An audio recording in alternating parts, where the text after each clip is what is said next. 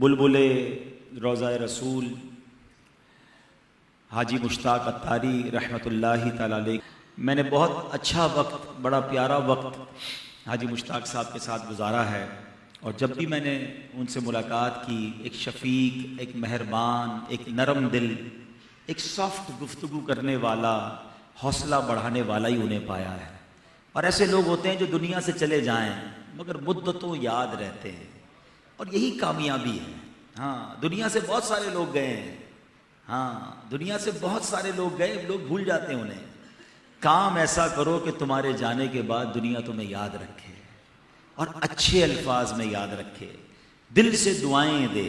یہی تو زندگی ہے۔ وہ کہتے ہیں نا، دنیا میں جب ہم آئے تھے تو سب گھر والے ہنس رہے تھے اور ہم رو رہے تھے۔ ایسے ہی نا، بچہ پیدا ہوتا تو رونے لگتا ہے، مگر سب مسکرا رہے ہوتے ہیں کہ ماشاءاللہ بچہ آ گیا۔ مگر کہتے ہیں جب تم جاؤ تو تمہارے چہرے پہ مسکراہٹ ہو اور دنیا والوں کی آنکھوں میں آنسو ہو۔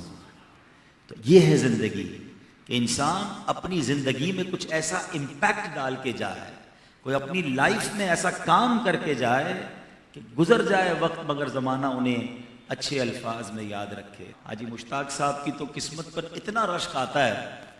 دیکھیں، مرید پیر کے لیے دعا کرے، مرید پیر کی شان بیان کرے، یہ مرید کا حق ہے، یہ مرید کے لیے ضروری ہے، مگر اس مرید کی شان دیکھو کہ ہر مدنی مذاکرے میں پیر اس کے لیے دعا کر رہا ہے۔ یعنی آپ کبھی تو ہو نا کہ مس ہو جائے، یعنی کیا کمال ہے ان کا کہ ہر مدنی مذاکرے میں ایصال ثواب ہوتا ہے تو اس میں حاجی مشتاق کا نام ہوتا ہے، مفتی فاروق صاحب کا نام ہوتا ہے، حاجی زمزم کا نام ہوتا ہے۔ نوازے گئے نا، کیسے مرید بن گئے کہ پیر کی زبان پر بار بار جن کا تذکرہ ہے۔ اللہ ان کے صدقے ہمیں بھی اپنے پیر کا نور نظر بنا دے۔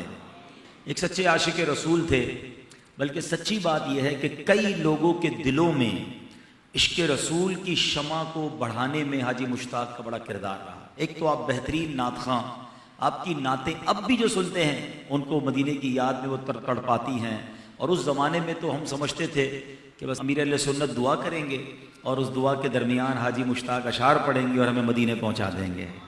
تو ہمیں بہت سو کو رلایا ہے، بڑا مدینے کے لیے تڑپایا ہے۔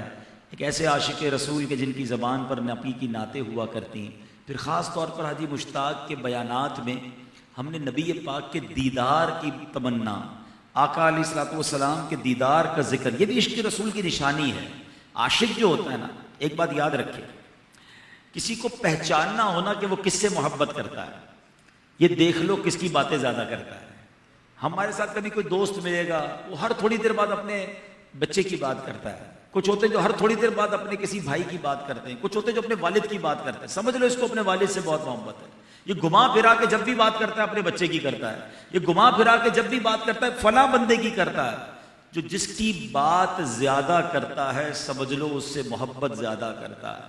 جو عاشق رسول ہے نا، وہ ہر تھوڑی دیر بعد نبی پاک کی بات کرتا ہے، آقا کا ذکر کرتا ہے، درود پاک پڑھتا ہے، نعت پڑھتا ہے، ذکر مدینہ کرتا ہے، کیونکہ اس کے دل میں آقا رہتے ہیں، اس کو نبی کی یاد تڑپاتی ہے تو بار بار اسے یاد آ جاتی ہے۔ وہ خوبصورتی دیکھتا ہے تو اسے آقا یاد آتے ہیں، وہ کوئی اچھی بات دیکھتا ہے اسے نبی پاک یاد آتے ہیں، وہ دنیا کے کسی شہر کی بات کرتا ہے تو اسے مدینہ یاد آ جاتا ہے۔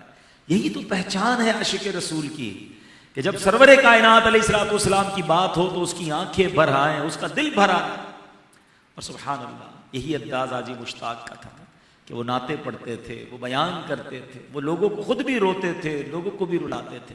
اور ایک ان کا پیٹرن شعر ہوا کرتا تھا جو غالباً ہر بیان یا ہر دعا کے آخر میں وہ کرتے تھے کہ اے کاش کبھی ایسا بھی ہو خواب میں میرے، ہوں جن کی غلامی میں وہ آقا نظر آئے، یا رب محمد میری تقدیر جگا دے، صحرائے مدینہ مجھے آنکھوں سے دکھا دے۔ یہ بہت خوبصورت انداز میں پڑھا کرتے تھے۔ اللہ ان کے صدقے ہمیں بھی دیدار مصطفیٰ نصیب فرمائے، سچی نبی پاک سے محبت نصیب فرمائے۔